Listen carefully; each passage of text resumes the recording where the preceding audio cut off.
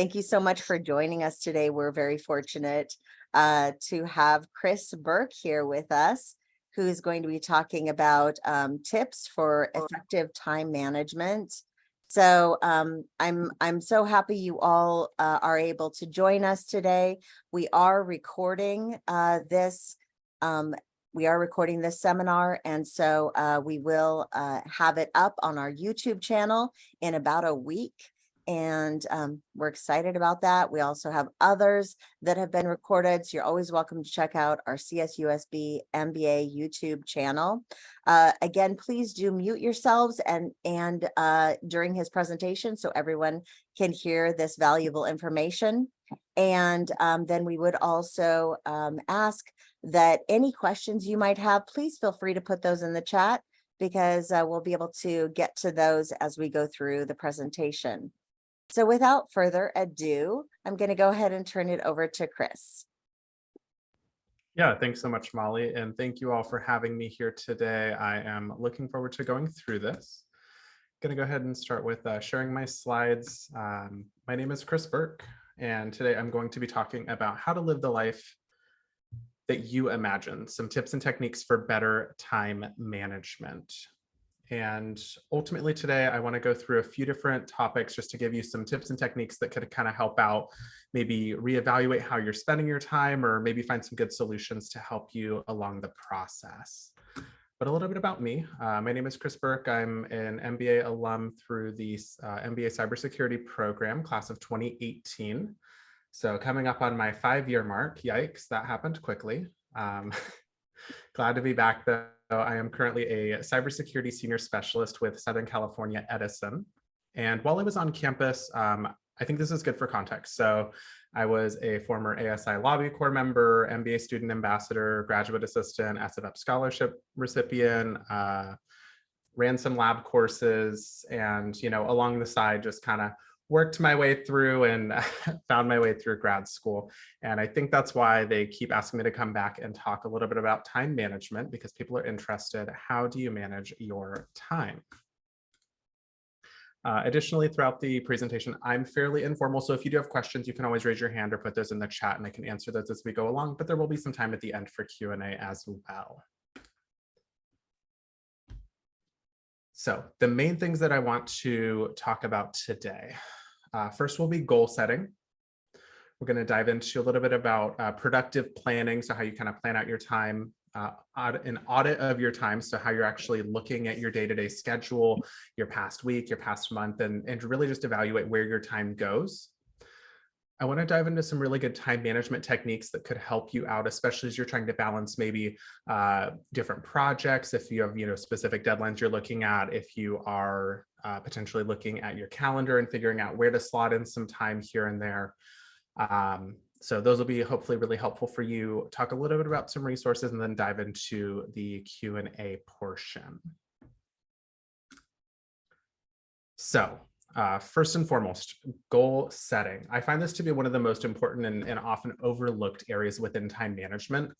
The reason that I like to start here is if we don't start with why we're doing what we're doing, I think we really move past the point of it, right? So it's really easy to say, oh, well, I just, want to be really good at managing my time for no reason. And then you move on with your life and you don't really focus on it, right?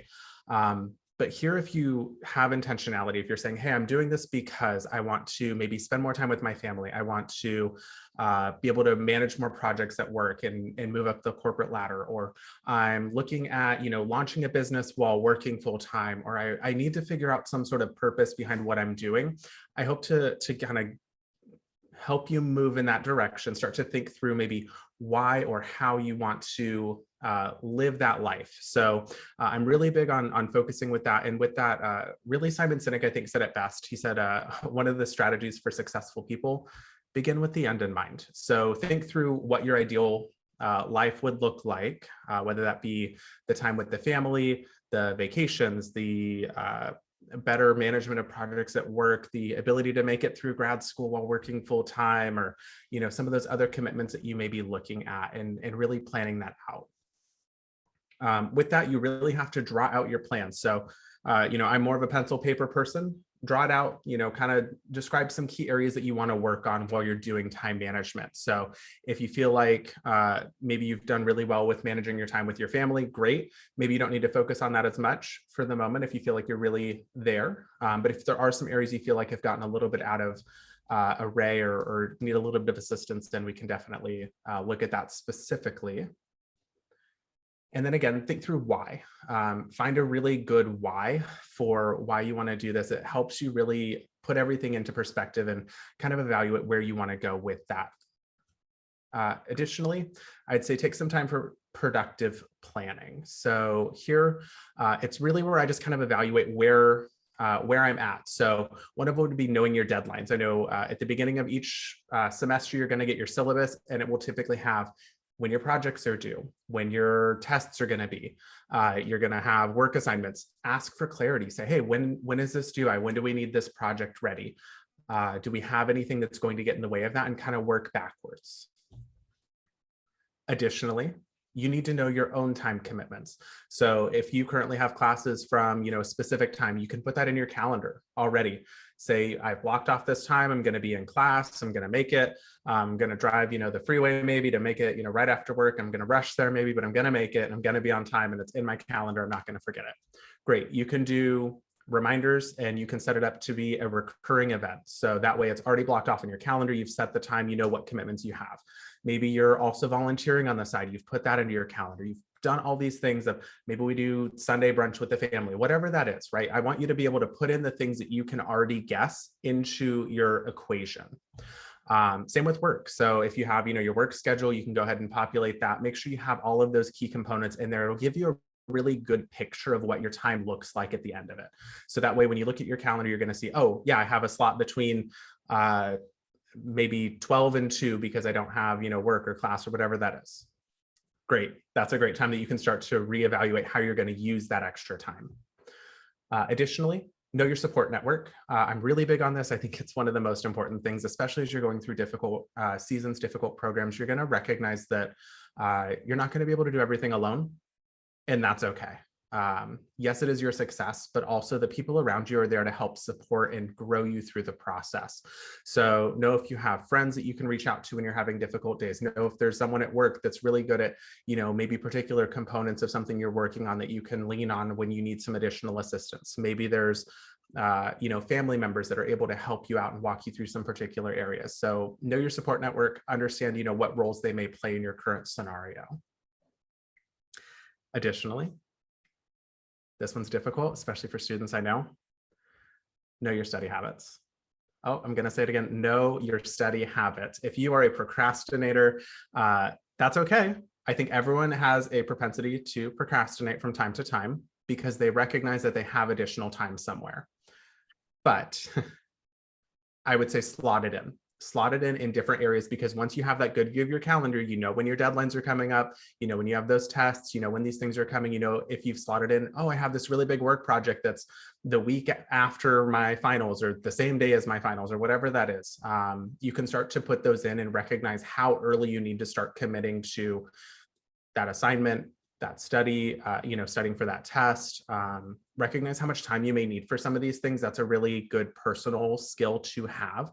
If you're one that says, yeah, I don't need to study. I went there, I read the book, I, listened to the lecture and I'm good. Okay. That's on you. But remember, this is going to be your job. So, you need to know what you need to know. So understand, hey, if I need a little bit more time for studying, if I need a little bit more time for, maybe laying out where I'm going to actually schedule some of this stuff, if I need some additional time for going to a particular place to study because, maybe, being at home isn't conducive to studying right now because, you're going to get distracted or whatever that is, start to slot that in as well. And then again, know your deliverables. What are they looking for at the end of the day? Is this a test? Is this a project? Is this a presentation? Whatever that is, know what you're actually supposed to deliver at the end of the day. And that way you can start to slot in the time of when you can actually build up your deliverable. Pretty simple, but important to think about when you're trying to plan out your entire, kind of your calendar and what that's going to look like. Okay, so up to this point, if you were here last year, a lot of this stuff has been the same. But this is new, and this is something that I wanted to add in because I think it's really helpful. Take a moment and audit your time. So here, kind of that bottom-up approach, review how your time's allocated. Maybe check how often you're using your screens. That's what we have over here on the right side.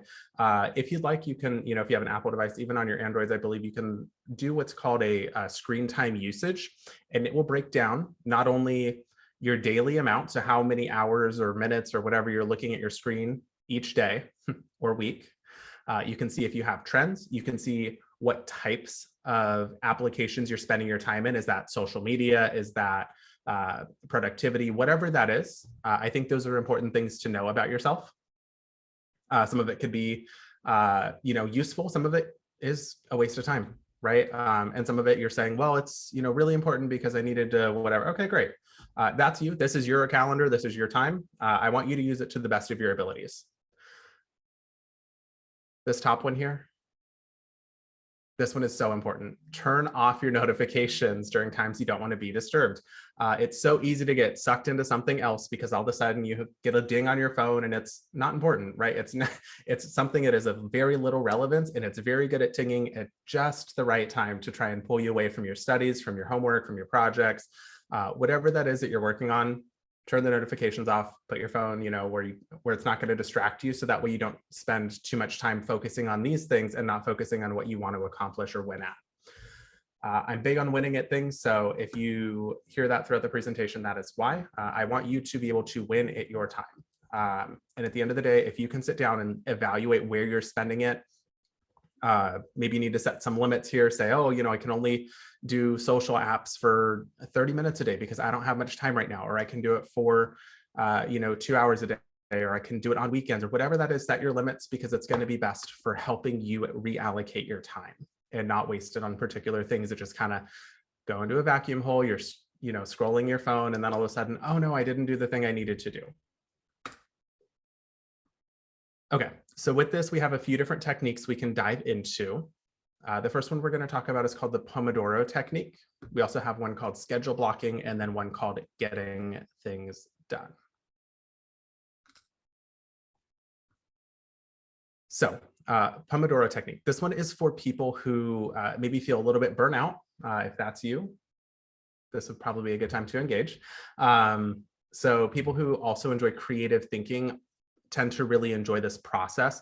And basically it's just getting a timer ready and choosing a task. So really you're focused on one task at a time. Maybe that's a creative project. You're trying to brainstorm maybe some marketing ideas. You're trying to think of something that's going to help a particular scenario, but it's one task. You're going to set a timer for 25 minutes, usually. You can do a little bit more, but basically you're focusing on the task. You're going to do a rotation of 25 minutes on where you're just focusing, sole focus. You're putting everything else away. You're just focusing on this one thing. No distractions, no other emails, no text messages, nothing else. It's just whatever the task is. When the timer goes off, take your 5 minutes of break. That can be whatever you want. You can get some water, go walk around, text, tweet, I don't care. Then go back, repeat the steps again. So pretty simple, just 25 on, 5 off. That'll give your mind a little bit of time for break. And I know it sounds silly if you're saying, well, I want to be really productive. Why would I take a break? It's so that you don't get burnout. This is for a technique for someone who is feeling burnout, right? Because they just feel like they've been focused on something so long that their brain isn't able to push forward in something. So this is just setting 25 minutes, pure dedication, 5 minutes of break. Repeat it until your task is done. So sometimes you're going to say, well, I need, 2 hours to do this. Great. Do 4 rounds of this. And then you hit about that 2-hour mark. But really the 25 minutes becomes more productive because you're putting everything else aside and just focusing on one thing. And I'd say you're often pretty impressed by yourself when you just focus on one thing at a time, as opposed to 80 different things that are going on with 10 tabs here and 15 tabs here and all these other stuff going on that, pull you into different cycles and distractions. So 25 on, just focus on the product, take a break. Great, have fun. Come back after that 5 minutes, make sure you set a timer so that way you don't, turn 5 minutes into 45 minutes or whatever that is, walk across campus or whatever. So 25 on, 5 off, and then keep going through that cycle. Next, we have the time blocking method. This one's actually one of my favorites, especially for folks that are extremely busy. and those that are typically a little bit more analytical. So if you have a lot of different commitments happening, I find this to be a really good visual way to represent what you're doing. And basically the idea is you're just blocking off your day, whether that be half hour or hour chunks, and you're going to assign your time basically to each of those chunks. So if you look at your workday and say, great, well, I come in at this time, maybe it's 8 a.m. and you have 4 hours until lunch at noon. Great. So you have either 4 1-hour chunks or 8 half-hour chunks, and you're going to divide up your projects into what these different things are. So estimate how much time you're going to take for each task that you're looking on. And then if you can, try and add a little bit of buffer between them just so you don't have a little bit of overlap. So the downside of time blocking is that if you need a little bit more time for one of those areas, let's say you're diving in and you're like, oh yeah, I can knock this one project out. First hour of my day, I'm done. And then all of a sudden, oh no, this other thing came up and it got in my way and it moved me off. And now I'm 15 minutes behind, but then I scheduled something for right afterwards. So I'm not going to be able to make it. You're going to feel like you're pulled away. And that was funny. So that's good. So when you're going through this, really just try and block out how much time you think you need, and then add a little bit of time for adjustments. I usually do around 15 or so minutes, or I'll end up doing 5 before, 5 after. So if I'm looking at like an hour block, I would probably try and do, instead of an 8 to 9, I'd probably try to do an 8:05 to a 8:55, just so I have a little bit of break between them. And then my next thing would start at 9:05. So that way you have a little bit of break between them. If you need it, you can adjust, or you can go refill coffee or water, whatever that is, it's going to help you make it to that next task. So if you have a lot of tasks coming up, this one's probably going to be one of the better ones for you to look at, because you can start to slot in where you have extra time. And sometimes you're going to look and you're going to say, oh no, my day's booked because I go to work starting at 8 a.m. and then I start school at 6 and I get out at 10 and I need to drive home and life's crazy and whatever that is. Great. It's okay. Take a break, look at your week, find out where you have the extra time. If that's weekends, if that's nights, if that's mornings, maybe you need to wake up 30 minutes earlier so you can knock something off your list. I understand it's a difficult season, especially as you're going through and trying to evaluate, where your time's going to go in this season. Hey, it's a season. It's going to be fine in the future. Start to build in the habits now, because it's going to make your life much easier once you've graduated, once you're working, once you're focused on those other areas. You've already built up the skill set to manage your time really well. And the reason that we do this is not because you want to be a superhero and you can go and fight crime in your free time when you have all this extra time to save the world or whatever that is, right? It's that you have extra time to allocate towards what's important to you. So maybe for a season, that's going to be dedicating a little bit more to work. And hey, guess what? That's noticed and rewarded. Hey, maybe it's that something's coming up and you need to do a little bit extra because you have a vacation coming and you want to spend time with family and not be plugged into your work for a season. That's okay too. Work that out. Figure out what's going to work best for you. But finding ways to do this will really help you, not only in the professional setting, but also manage your personal calendar really well, have healthy relationships that you've built into how you're going to do this. So whether that's going and spending time on, with family, or, giving a phone call here or whatever that is, it's going to really help you out finding the best places to put your time. Great. And then the third method that I wanted to dive into, this one's called getting things done. And this is for those who have difficulty focusing on one thing at a time or who have felt a little bit overwhelmed. That sounds like a grad school student, 100%. So here, what we're going to do is you're just going to write down all of the tasks that currently have your attention. So if something is kind of building up in your mind, it's gnawing on you a little bit. You're saying, oh gosh, I need to get this done. And oh yeah, I need to get that done. And oh yeah, I need to get that done. Or oh yeah, this thing's coming up and I'm really stressed about it. Or oh, this thing at work, or whatever that is. Write everything down. If it's a task, if you can assign it to something, write it down.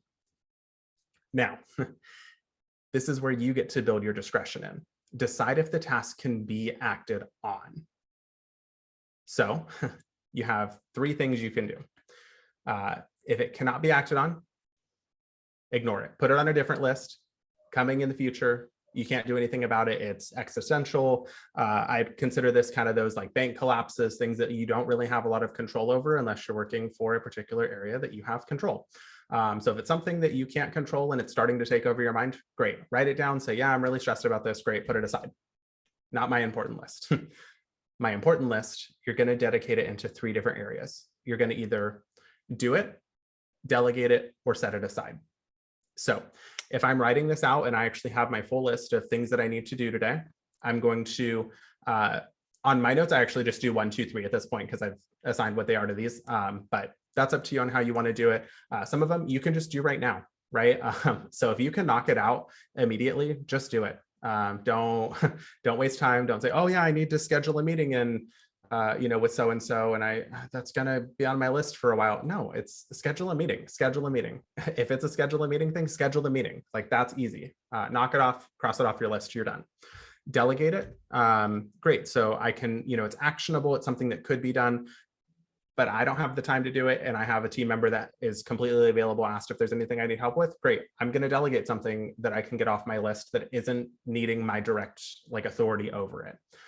And then 3, set it aside. I don't like my set it aside list. It's one of my least favorite lists that I carry because it feels like I'm not making action on it, but we reevaluate these as we go on through our day. So if I can't do it at this moment, it goes on my, I'm going to get to it, right? And I always put 1 deadlines to the amount of time I think it's going to take. Why? Because deadlines, I think, drive the world, and the amount of time that it's going to take helps me figure out where I'm going to slot it. So if I'm delegating, I'm going to trust that someone else can do it. I know that's difficult. I know that's hard for some people. I get it. It's going to be a little bit more challenging as time goes on, but we can't do everything ourselves. We need to be able to build good teams, have good trust in people, and build up the ability to work a little bit more cohesively. So sometimes delegating is okay. It helps build some of your management skills that you're looking to build, and it gets a little bit more trust in you. So trust some of those gut areas, but recognize that you need to follow up on some things if you're delegating them out. So go through, prioritize those tasks, review your list frequently, cross things off like full, either cross it across the board or put a little check mark, whatever you like. That's on you. And then resolve things you can finish now. So it's kind of that order of what can I knock out immediately, and then what needs to go on my set it aside for later list. Pretty simple once you do it, but it is getting into the habit of it, I think, is more important. So if you can, write everything down that you need to do, that's kind of pulling your mind, pulling your areas, and then either actionable, inactionable. If it's actionable, do it, delegate it, set it aside, prioritize those tasks, cross them off, and then resolve things that can be done now. Some helpful resources that could help you along the way. 1, getting things done. So that whole framework, there's a whole book by it, by David Allen. It's going to be really helpful in talking about that. Additionally, James Clear has done some of the best research, in my opinion, on habit building. So Atomic Habits is really just the art of stacking things together, finding ways to build good habits into your life. It's a great way to get things done in a proactive manner because you're doing them more autonomously than you had initially thought. And then additionally, Scrum. Scrum is a great methodology used in business. So if you're looking for an additional book, it is a little bit lengthier and a little bit more high level, but it is really valuable. So it's The Art of Doing Twice the Work in Half the Time, and that's by J.J. Sutherland. And with that, I would like to open it up to the floor for questions or areas that we could help out with today. So rather than a question, I actually do have a comment that Rudy shared, and he said, that's such a powerful and helpful piece of advice, writing down something which is distracting you to acknowledge it before setting the thought aside for later. We'll definitely try that next time something unrelated to the task at hand is making it difficult to focus on. Thank you for that, Rudy. Appreciate that. Yeah, I appreciate the feedback. Thank you. And definitely a great way to, get it off the mind. Even if I can't act, if it's inactionable, but it's on my mind, I'm going to write it down because I know that I'm quick to stir up in that. Oh no, this, whatever, the sky's falling. Great. If I can have my Chicken Little, like sky is falling list, I can throw it on there. I can't do anything about it and it's fine. I can tell you, we actually have a question here from Daniel. Daniel, go ahead and ask your question. My question is, what happens if you have like, I don't know, I kind of noticed this a lot where we have projects and they would sign them like they'll be due like months in advance. And I don't know, I feel like I kind of noticed I'm the type of person that either does them like either like the week or several weeks before. And then how would you or what advice would you give to like help what's that? Like or managing time and stuff. Yeah, I think that's a good a really good observation about yourself. So kudos to you for taking the time and saying, hey, I get assigned this and it says, hey, it's due in 3 months. And you said, yeah, great, I'll get to it, a week before 3 months. So one, I'd say, what is the project? If it can be done in a week, if we're going back and talking about getting things done, if it's actionable and it's in your wheelhouse of things you can do, at least chunk it into tasks and say, hey, if I have this big project and there's, I don't know, maybe 15 tasks to actually do it, whether that be through research, taking time to, pull sources, set it up in formatting, whatever that is for kind of those other ancillary tasks, just write them down and then figure out where you're going to slot them. If you're saying, hey, if I wait till the last minute and it works out for me, you're building that habit into your life. So that means that you're going to typically resort to that more and more because you've been rewarded with either a good grade or whatever that is by waiting until the last minute. Here, I would say work the opposite direction, right? So if you want to be a person that, gets a little bit more authority at work, if you the higher up that you move, the more you need to manage your time until the point that someone's going to manage your time for you. So as you're looking towards this, I recommend starting early, even if it's a little bit, getting a title together, especially for like reports. I like to at least have like a good title in mind. I like to pull some source references so that way I can actually read them. So whether that be academic journals, find a good reading list, find something about the topic to actually like stir on my thoughts, because I don't want to just at the end of the day, come in and regurgitate everything that's already been said before, because I don't think that's interesting, useful, or valuable for anyone, and it doesn't build up your skill sets. So when I'm going back and I'm looking at this, I'm saying, well, if I can do this in the last minute, then I probably know too much to be in the program that I'm in, or I'm not taking it seriously. Right. And if you're in a master's program, you ideally are here to learn as much as you possibly can, as well as build a really good network for people as you're launching into career and industry or launching your own business. So if your time is saying, well, I can wait on this, maybe that's true and maybe it's not. I'd say it depends on where you're at currently with, how much what the topic is, what weight it is in your grade. I think that's one that typically people end up evaluating quite a bit before they end up diving into it. But if I'm looking at it, I'd say, if nothing else, start early and give yourself time to think about something. Because one, it starts to put the I call it a mental tab, but I'm a person that has, like you look at my browser, you're like, I think you've lost your mind because the tabs are so small now that like you can't even really see them. Put a mental tab on it where at least you've gotten the document, you formatted it, whatever that is. And there are, I will say in Word to help you out, especially if you're saying, oh, I need to write an API, I need to write in this, whatever. When you open up a new document, instead of just clicking blank page, which I think 95% of people do, search for the actual format that you're looking for, and it will save you a lot of time. But then you can start to slot in that information. So if you're saying, hey, I need something APA 5th edition, great, type that into your initial Microsoft Word document. It'll pull up the template. You can load that in and then start to put in, I don't care, at least put in your name, put in,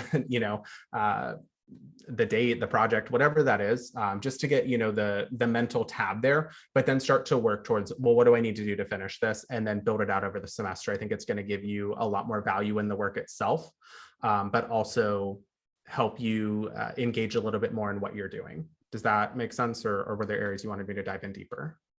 I think it makes sense for the most part. Yeah. We also have a question from Hector. who says, how would you manage time for studying during a break from school, such as spring break? I'd say that the methodology is still the same. So one thing that I found is that if you if you want something done, I usually find the busiest people and I give it to them because they seem to be very good at adding things into their life.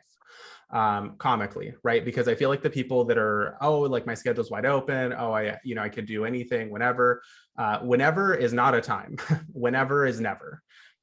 So if you find someone that's busy, they're either going to do this specifically. They're going to do it, they're going to delegate it, or they're going to set it aside. And typically set it aside to them is I'm going to do it at some point soon. Or they're going to look at you and say, yeah, there's no way. I can't do this. It's inactionable, which is the first part, and saying, I can't do this. So if you're saying, hey, I have a break coming up, maybe you're taking a break. I don't know. Some people saying, well, I'm slotting in a time for rest and recovery in a very intense time of life because I have it. I don't think that's bad. I think that's probably wise so you don't burn yourself out.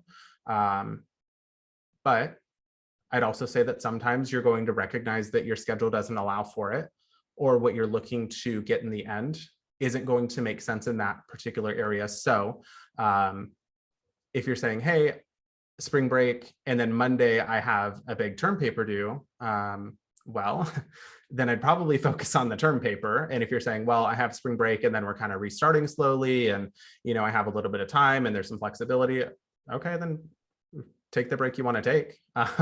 Enjoy yourself, come back refreshed and dive in when you're coming back.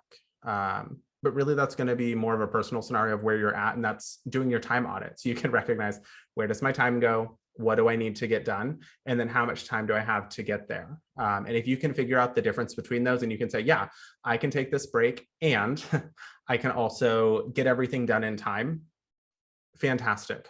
And all the more power to you.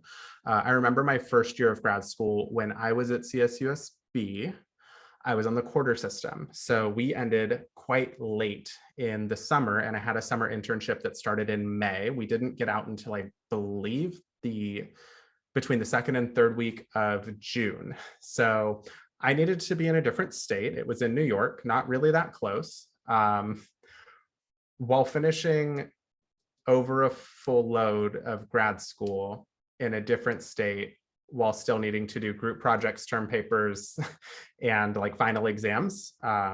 That's a lot of predictive planning where I'm working with teachers and I'm talking to them about opportunities of what I'm working towards. And I relay where I'm at with particular assignments.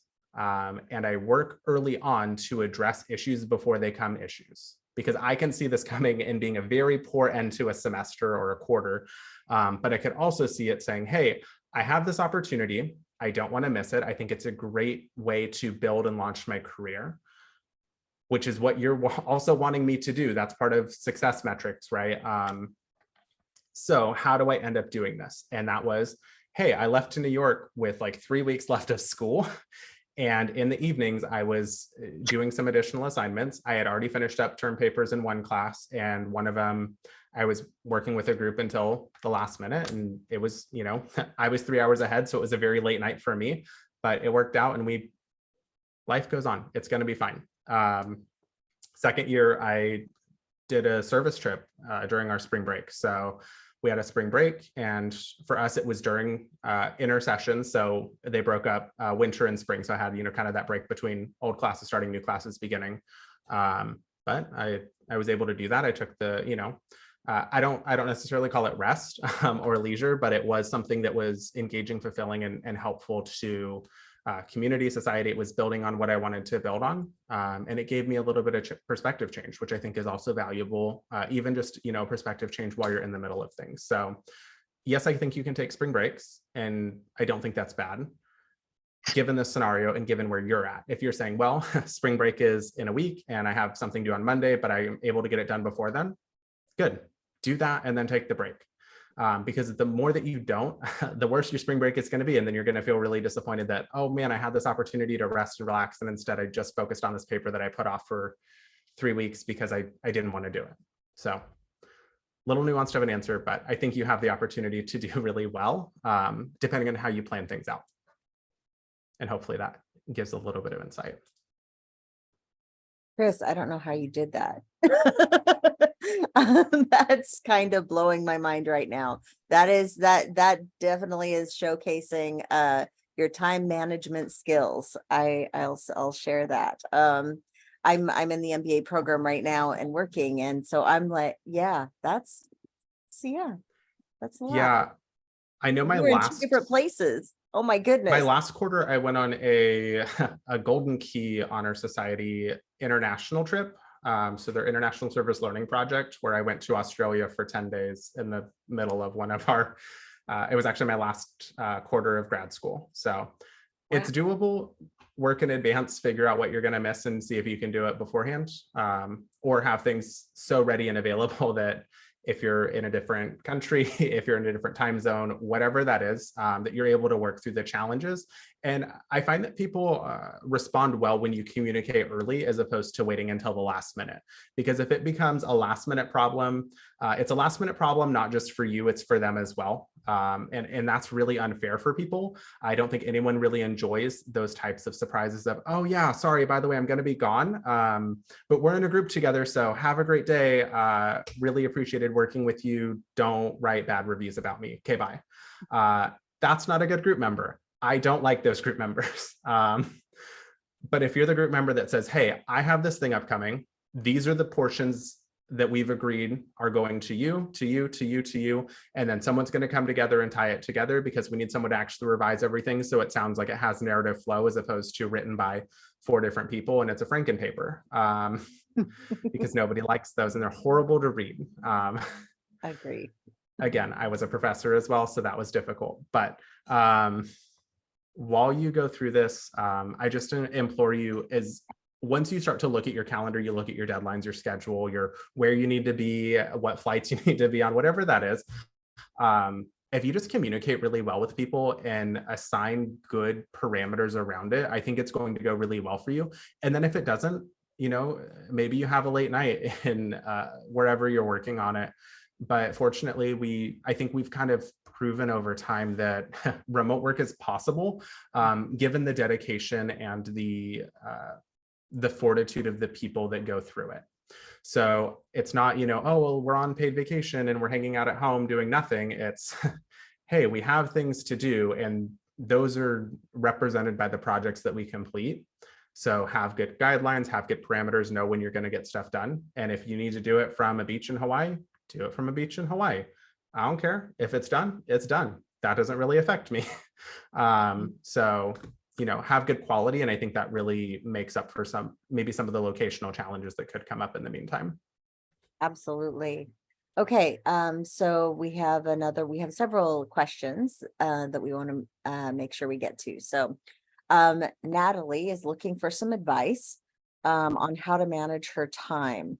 She's got homework assignments that are all due around the same time, as well as having work and still studying for multiple midterms that are going to be in it looks like a single week as well. So she just says she's struggling. She's got 6 classes, she's working, and she's just really overwhelmed with the workload. So any advice you can offer her? Yeah, Natalie,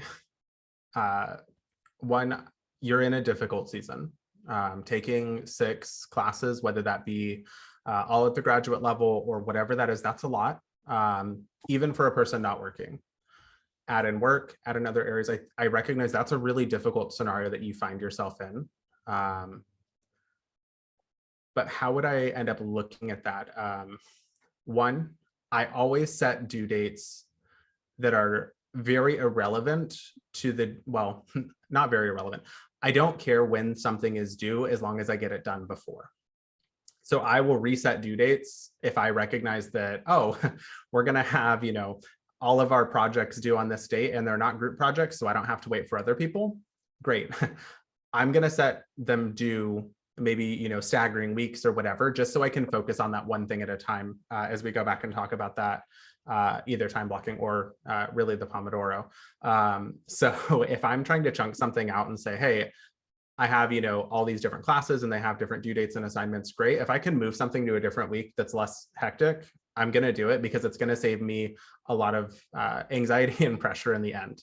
And I don't like having anxiety or additional pressure that I don't need, but sometimes things are just going to fall the weeks that they do. And, you don't control when midterms are done.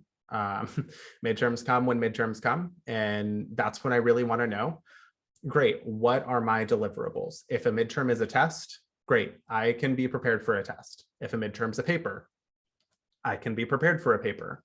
But I need to know what it is that I need to study for, and then figure out a good plan of how to allocate my time appropriately to work up towards that. Now, it's going to be difficult when you're juggling a lot, especially 6 classes, because typically that's 6 classes with 6 different areas of learning on, right? So it's not like you're all sitting there with 6, management courses that are all basically saying manage things well, which very subjective, but or you're not taking 6 IST classes and they're all focused on the same thing, because every one of them is different and everyone has its own focus, and that's why they're different classes. So it's going to be a little bit of shift in your brain, but I'm going to say, one, if you can reassign assignments around different weeks that you are not busy. So that's going to be really helpful when you start that initial go through and look at productive planning. One, know your deliverables. 2, know those study habits. So if I can work backwards from there and say, great, I have these deliverables on these dates. Well, shoot, that's all on the same week. Great. Well, I have this one week where I don't have deliverables because I've already mapped it out on my calendar. I know when everything is supposed to be due. Great. Well, from there, I can slot in, oh, if I do this the week before, or I do this 2 weeks before, or, oh, I have this one Saturday that's going to be really helpful for me because I have it off, or whatever that is. I think it's going to really help you, because you can start to plan out where to do these things and set your own timetable, your own due dates, as long as they aren't after the due dates that are due, obviously. But having projects done in advance, it helps you a lot more than anything. So that way you can kind of be, well, check that off the list. It's done. It's already completed. I will review things before I turn it in, but half the time I've done them 2-3 weeks in advance and they're completed, so I don't have to worry about it. Hopefully that helps. I know it's difficult. It's a season. And if 6 classes is the right amount for you, great. If not, reevaluate next semester and say, hey, maybe I'm looking towards something else, and figure that things aren't going to work this way right now. So, reevaluate that too and figure out where's going to be the best time for you. But it's manageable as long as you start to look at where you're at and what you need to get done. Great advice. Thank you. Yeah, thanks, Chris, and good luck to you, Natalie. We've all been there, so hang in there. Have another question. This is from Elvin, and he is asking, what kind of apps do you use to organize your time, if any? Do you recommend using apps? Yeah, so I'm kind of a Luddite. While I enjoy technology to the things that it can do, I am not crazy on them. I love pen and paper for most of what I do for my daily tasks. Anything that's upcoming, I like the tactile feel of it. Fortunately, I was just at the MBA brunch, and at the end of it, they ended up giving us these really cool notebooks.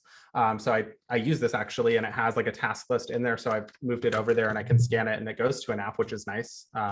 But that's about the extent of it. I do calendar quite a bit. So calendar is a great one that you can actually dive into and just, I did recurring meetings all the way throughout grad school. I put times, I added travel time into all of my meetings as well, if they were in different locations. So that way you can actually plan out for that a little bit, and it'll say, oh yeah, depending on if you're leaving from here or there, you need to leave with a little bit more time. Let's see, other apps that I found. There are Pomodoro timers out there that you can use. I've used them from time to time. I don't use them super frequently, but I'd say calendar timer apps can be helpful, so that we don't have a stopwatch sitting in front of you if you don't want that. But again, if you're doing that, if you're using your phone for something, I always just recommend turn off those notifications, because they're going to buzz and you're going to be distracted, and then whatever time you thought you were going to save in the moment ends up getting lost because you're on Instagram or TikTok or whatever that is, right? So do that, and then set set limits. I think that's one of the best features you can do is just limit, the categories and say, hey, it's social media. I don't want to be on it for, gosh, I looked at it and, oh, this week I had, X number of hours and I don't think that's okay for me right now. So I'm going to limit it and say, I'm not going to do that. And I'm going to use my time better because life is short and I don't want to waste it on whatever. So that goes back to find your why, because most of it does. Hopefully that helps. But yeah, not crazy on apps, but I think calendar's a good enough one. And then if you need it, add in a timer or two. And we've got a question here from Rudy, who is actually saying he's asking if you've ever had to give a dissertation before. He has a student mentee who is asking for advice on how to manage time towards the dissertation throughout the school program. Yeah, I have not had to give a dissertation, but I think a lot of the techniques are similar in nature. So plan out your time, know what you're supposed to be delivering. A lot of times with dissertations from friends that I've had, they give a lot of the information in advance of exactly what they're looking for.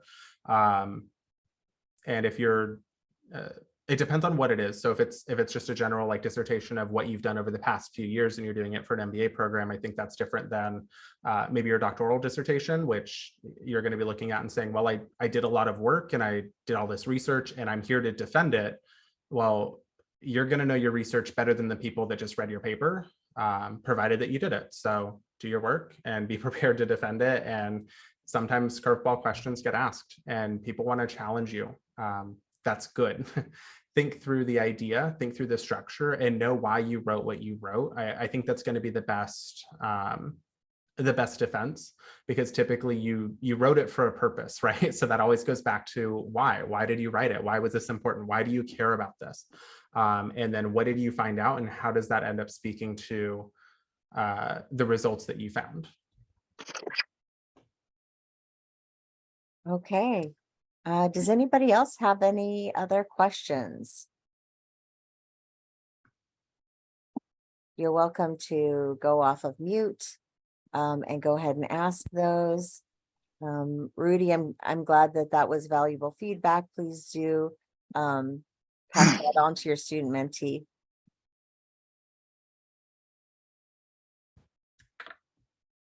And if I could give a plug for that, mentorship is extremely important. So the mentor-mentee relationship, if you have the opportunity to feed into someone and they're looking for a mentor and you can provide assistance, definitely do that. It's so rewarding and extremely helpful to really be able to pass on what you already know, what you've learned, your life experience. And also, if you're looking to grow, if you're looking just to understand culture of an organization, if you're looking to become someone, find a place, slot in that time. It's so important, because not only are they investing in you, they're able to give a lot of what they already know and pass it along, but also you're able to grow so much in those particular areas. You can ask questions that are, sometimes difficult or uncomfortable in an organization. So if you have opportunities, definitely take advantage of those and find ways to continue to grow yourself. I'm so big on continuous improvement and finding ways to really grow and learn, which is what I hope that you would do when you end up finding that extra time, that extra minute, whether that be through an audiobook, a physical copy, spend time in the library, whatever that is, a good podcast even, you can really grow so much in this day and age, and knowledge is everywhere. But I think wisdom is lacking. So take time to think through things, evaluate preconceived notions, and continue to grow yourself. Find ways to really build into that and be a person that people look to because of the way that either you manage your time, your resources, the way that you act in public. I think it's really helpful. So I'd encourage you in that. And if there are no more questions, I'll pass it back over to you, Molly. Excellent. Chris, thank you so much.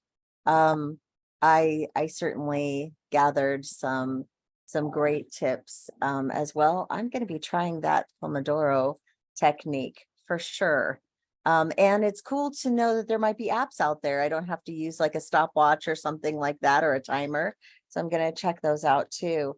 And also Atomic Habits. I have heard that that's a great book. So going to check that out too. So Chris, as always, great presentation, so much takeaway. And I just really want to thank you for your time today. Hey, thanks so much for having me. I'm glad to be back, and it's nice to be here at CSUSB. So keep up the good work, y'all. It's difficult, but it's worth it.